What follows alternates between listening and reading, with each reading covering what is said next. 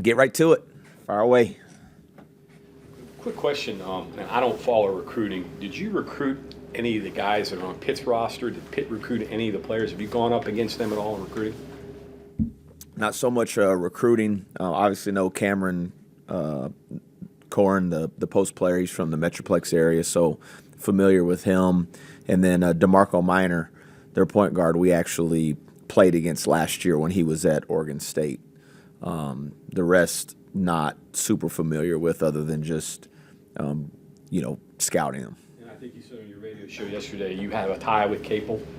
Yeah, so I was, again, when I got the head coaching job at Paris Junior College, I was obviously extremely young coach at that time, and he had just got the head coaching job at Oklahoma, young coach as well, and they recruited we had a center from Cincinnati actually named Orlando Allen, and they ended up signing him at Oklahoma, and so got to know him a little bit during that time period.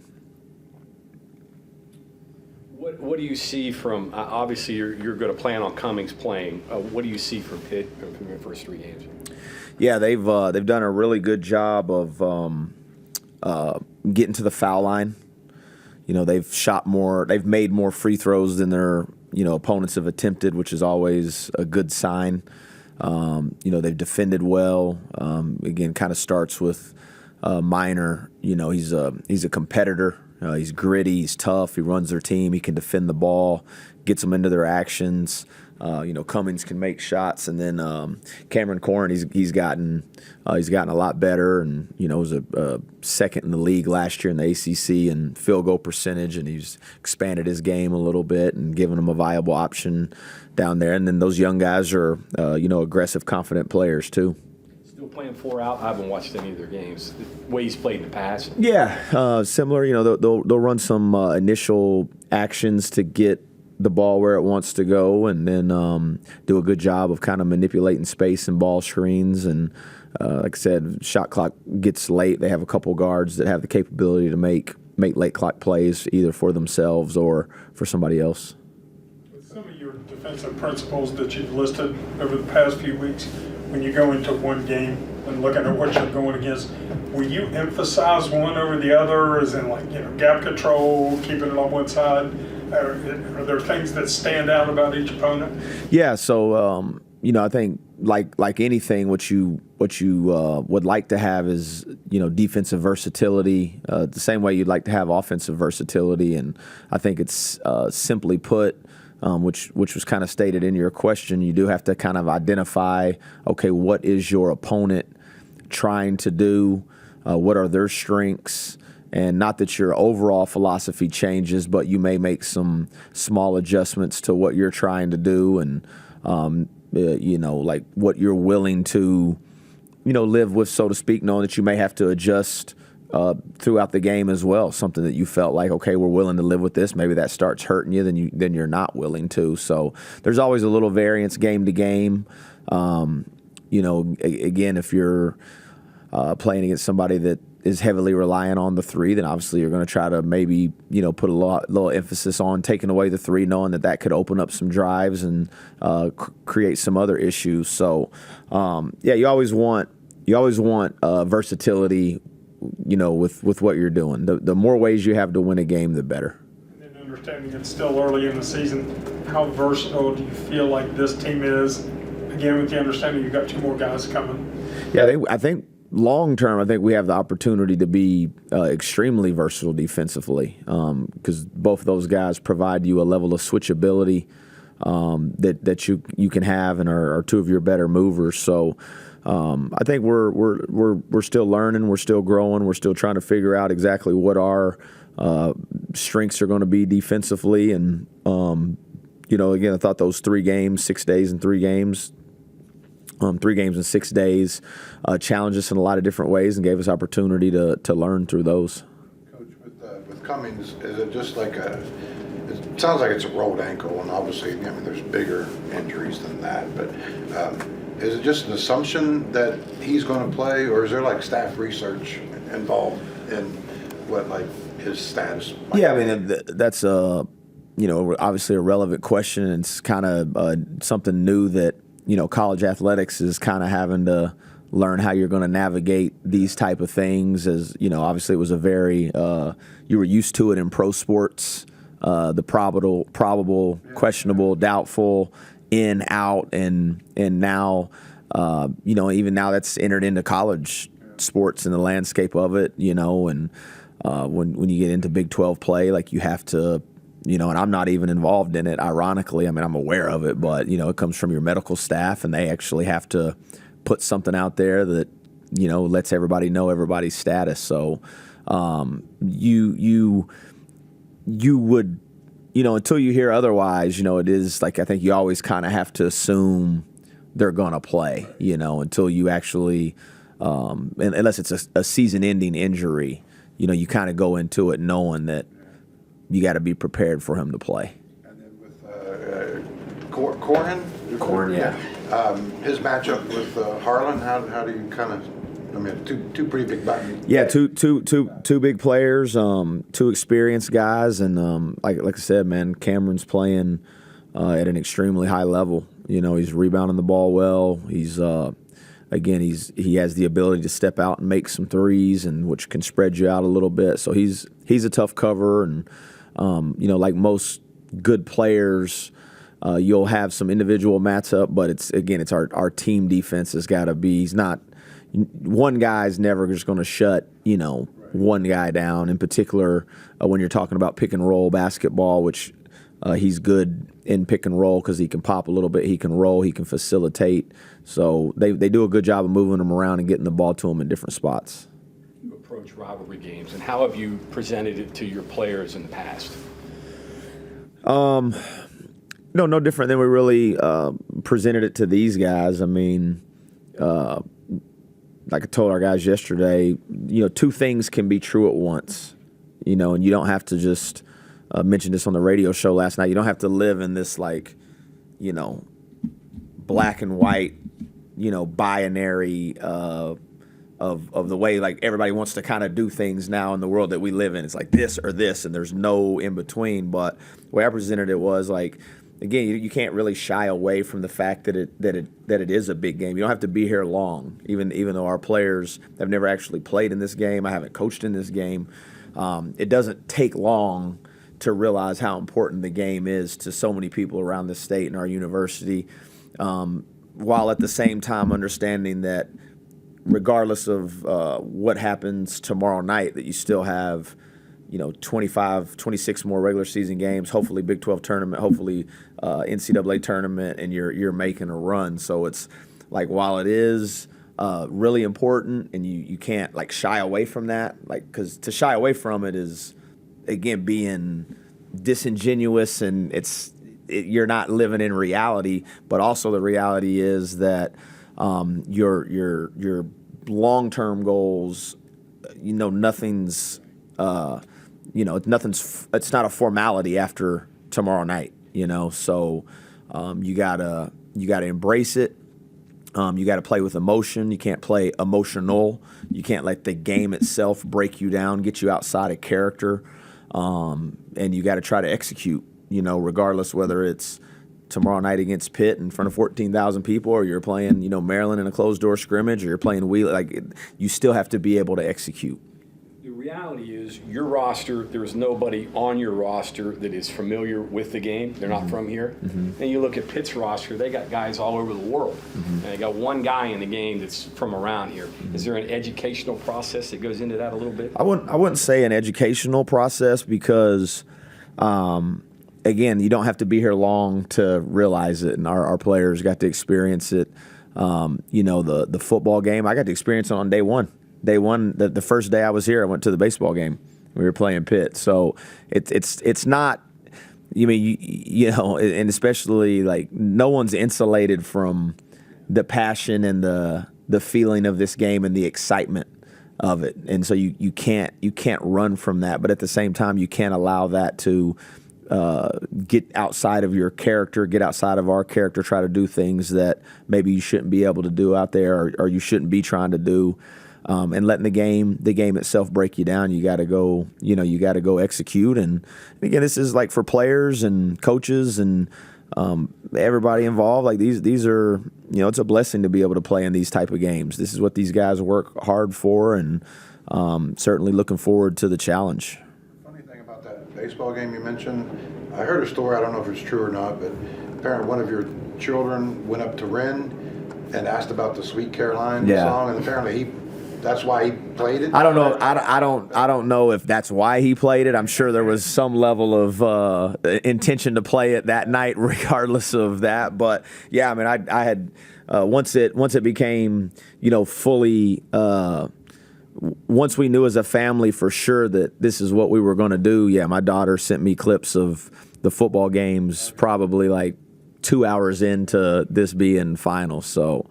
Everybody's like I said, everybody's aware of it, and it's a big game because it's the next game on your schedule, and it's another opportunity for us to get better.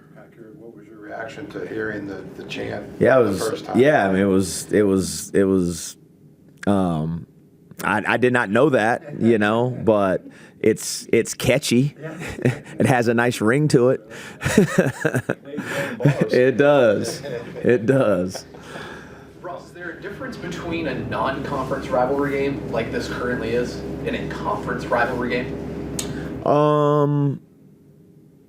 Not, unless you're in. I guess the biggest difference in conferences, there's always the opportunity that you could play them again, whether it's, whether you play them twice or maybe you play them in the conference tournament. This one, not to say that we both couldn't play each other in the NCAA tournament, but this is kind of the only opportunity that you're playing them here. And then if you were to play them in the NCAA tournament, it'd be on a neutral floor. And I do think there's still something awesome about playing true home road games. So I think that's probably the biggest difference between the two. Was there rivalry nature to the scheduling in North Texas? I think SMU you played. Yeah, that was I talked about that a little bit last night. So SMU is in Highland Park, which is probably 25 minutes from Denton, where North Texas was. They had played each other in football, but those two schools had not played each other in basketball for like 25 years, and then when North Texas joined the American, the game had to happen, and so that was that one meant a lot to a lot of people there, and I think again, saying two things can be true at once. And I talked to our guys about this a little bit yesterday. I mean, everyone's played in, games that were very important to them. It may just not be as equally important to other people. So when you talk about, have you played in big games? Have you been a part of big games? All these guys have been a part of, big games. To them, at that time period, was the biggest game in their life. I haven't coached in this game, but you've coached in games. Again, when I was a junior college coach, you coached in the national championship game. That's a pretty big game to you in that moment. It may not just mean as much to people outside of your program, but it's not like when you're going through big games, rivalry games, it's not like it's like, oh man, I want to win this game. Man, I really want to win this game. I mean, you want to win every game that you play in, but this one, again, there's just a little more that means to people outside of your building, and you understand that, and you want to honor that as well. What's Midland Odessa like? It's very different, but they're packed together. Yeah. It's high school. It's all the college sports. Yeah, right? I mean, Midland High, Odessa Permian, Mojo Magic, Friday Night Lights, and so that was another one. And again, I was in Midland for 2 years, and when you go out there, there's kind of a saying amongst the people that own the oil fields and the oil companies, they live in Midland. The people that work in the oil fields and work on the oil rigs, they live in Odessa, and there's definitely some friction there, and it literally is. I mean, they're kind of the same area, because even when I moved there, again, you know, I was at Midland, and people be talking about Odessa. And the first time I went to Odessa, I was like, man, it kind of looks like Midland to me. But you know I haven't lived here. So yeah, I mean, so all those things, and again, you know, you didn't have 14,000 people in that game, but you had, you know, 3,000 people in that game, and it meant a lot to those people that were involved in that rivalry, just like this one means a lot to people here. So you have to be mindful of that stuff. Again, you can't shy away from it, but at the end of the day, when the ball actually gets tipped tomorrow, it does come down to like who can execute better for 40 minutes. Recruiting for the program moving forward is obviously going to be to some degree different than what it was, you know, trying to build it from scratch. How much will the state of Pennsylvania become a recruiting area for you guys?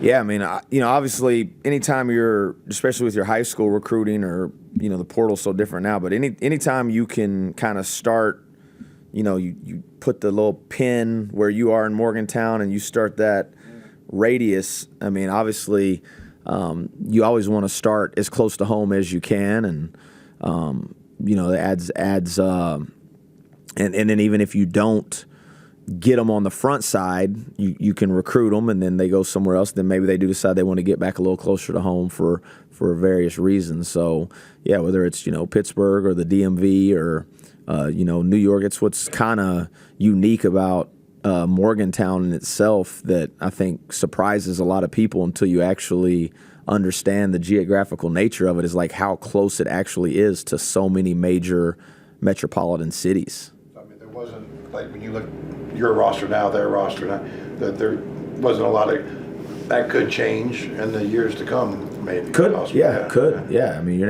never gonna say no to a good player, right. You know, and if it happens to be close to your proximity, it's even better. I'm interested to see the environment tomorrow and to see how your guys respond. It's going to be dramatically different than the first 3 games. It is, yeah, and looking forward to, you know, like you said, learning through that experience and growing through it together, and you know, making sure that, you know, our guys, you know, communication is a little different. You know, you got to really be tight with your communication. In particular, you know, it's different than, like, you know, when you go on the road and play football, the crowd noise impacts your offense more than your defense. Ironically, it's different in basketball because the noise level is so high when you're on defense and they're on offense, and there's not as much cadence communication there is initially on offense, but to be able to verbalize your calls and cues, and not only verbalize it, but then hear it and then execute it. You know, a lot of those things that you got to be really, and we challenge those guys all the time. You know, you can get away with it in a quieter gym, but like, you're going to have to really trust your voice and use your voice defensively, maybe more than even offensively tomorrow night. May even start before the game in traffic getting to the arena. Could, yeah, it could, yeah, it's could. I'm sure it'll be a learning experience for all of us. Yeah. With on Chance, I mean, it's not like he's injured. He just has to set out the fight. So how do you keep him prepared, I guess, during these first 5 games, and then when he is eligible to come back, I mean, does he jump right back in, or how does that kind of like work out? Yeah, it's a good question. You know, he and some of our lower minute, you know, guys over that course of that 3, they were having kind of some secondary inter squad scrimmaging. He gets extra conditioning in, you know, like a day like yesterday when you're able to have a little more normal practice per se. You know, he's a full participant, and you just kind of have him in there like you would whether he was playing or not playing. And it was, again, this game tomorrow was kind of, that date was kind of a hard date already, and then was the Mount St. Mary's. But the Campbell game, we squeezed in there, and then the Lafayette game, like, we squeezed in there with the intention of trying to get those 5 games out of the way as quickly as you possibly could, knowing you're going to get them back, and then wanting the longest amount of time with your group and your core group. And Thanksgiving. yeah, try, yeah. Anything to add on Jackson? Still day to day. He's day to day. He's been a full participant in our practices. He also participated in some of those secondary scrimmages that we had. There's nothing from a medical standpoint that says, hey, we don't want him out there. You want to make sure that he's getting the proper build up, not to just protect the wrist and the hand, but to protect the rest of his body and get him using. And so, he, and then the other thing that hurts him just a little bit is, like I mentioned, because you play 3 games in 6 days, you're not practicing as much. And then even like today and yesterday, it's not like you're going full bore like you would in the summer or early fall. So it's just getting that extra work in, getting those extra scrimmage minutes for him, and just getting him comfortable back playing basketball again. Made a decision if he'll dress. Will he dress tomorrow? We're still talking about it.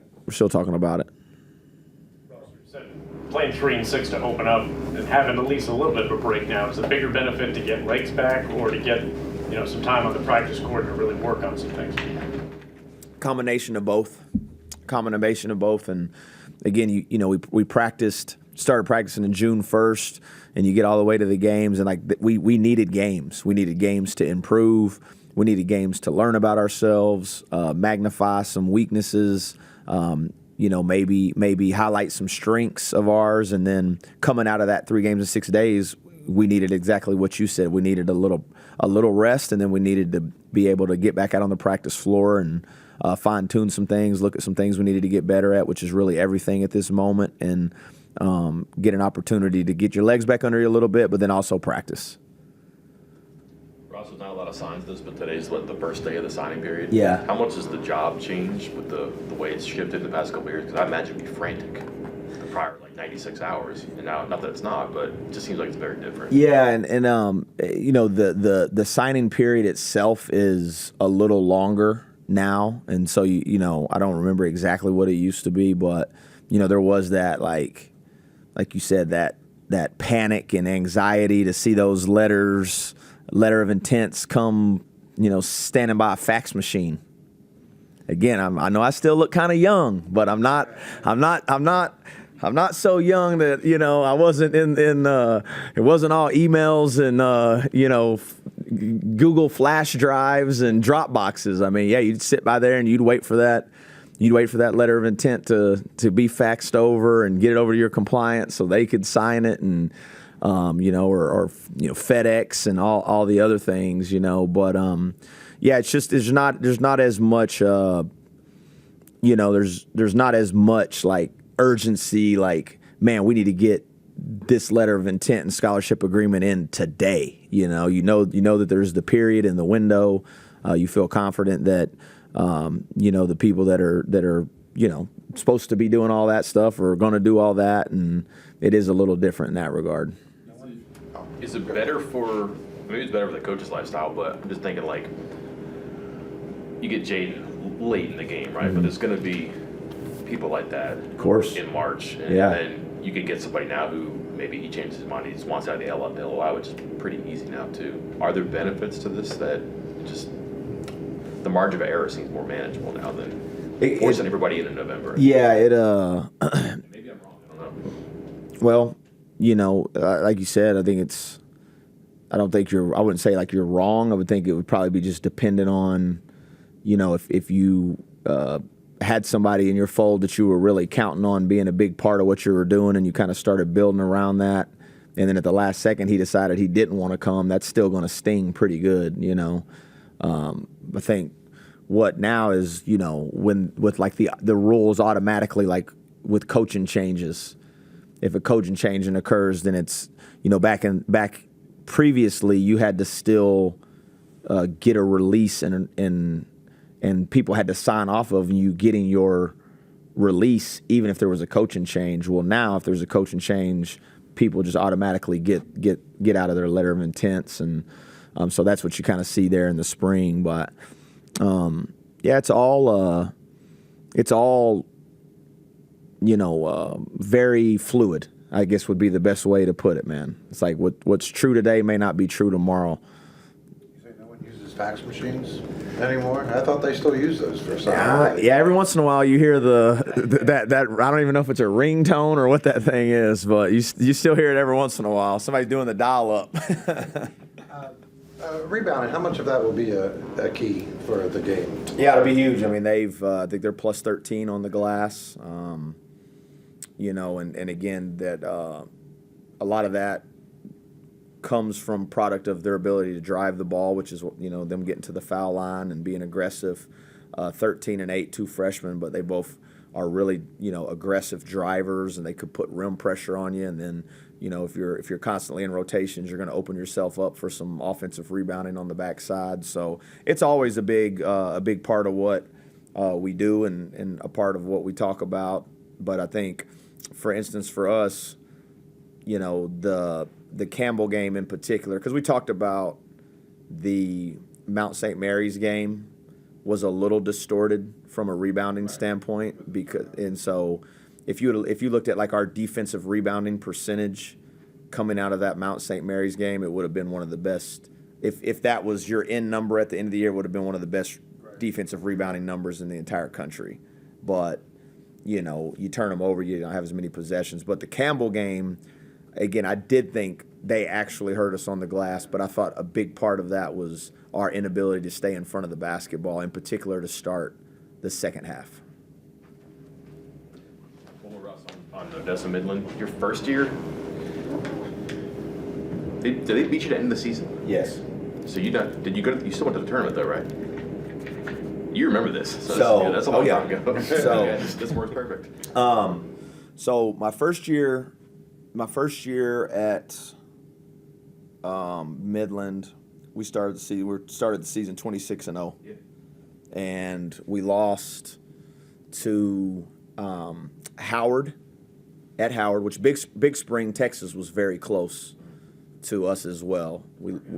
Mark Adams was the head coach there. He had a player, some of you may know, that ended up at Marquette, Jay Crowder, and we beat them at our place. They beat us, and then so we were 28-1 going into our last game, and we got beat by Odessa. And Dennis Helms was the coach there. Dennis Helms was at Odessa, coached Larry Johnson, bounced around a little bit, then he came back to Odessa. And then we ended up losing to Howard in the regional championship game. At this point in time in junior college, only one team from each region went to the national tournament. Now they actually have at-large bids like the big one does. And we lost to Howard. Howard beat us, and we were the number one team in the country. Howard was the number two team in the country. They beat us to go to the national tournament, and they ended up winning the national championship that year. When you lose to Odessa, do you know you're going to the postseason regardless? Or You're going to your conference tournament for sure. You go to your regional tournament. The top four teams in it was the Western WAC-JAC is what they called it, the Western Athletic Junior College Association, WAC-JAC, and the top four teams in that one were going, and then the top four teams out of the north side of the conference were going, 1, 4, 2, 3 on each side. So we knew our season wasn't over, and again at that point in time there were no even at-large bids. You knew you had to go to your conference tournament, and you had to win 3 games in 3 days, regardless if you were undefeated on the season or if you were the 4 seed. You were going to have to win 3 games. Right. That's pretty much it. That was that one, yeah. And you got them 3 times the next year. We got them 3 times the next year, yes. Okay. Yes. Got them pretty good in the conference tournament too. You got them by about 28, I think. The first 3 games, it wasn't like there weren't challenges presented to you guys over the first 3 games.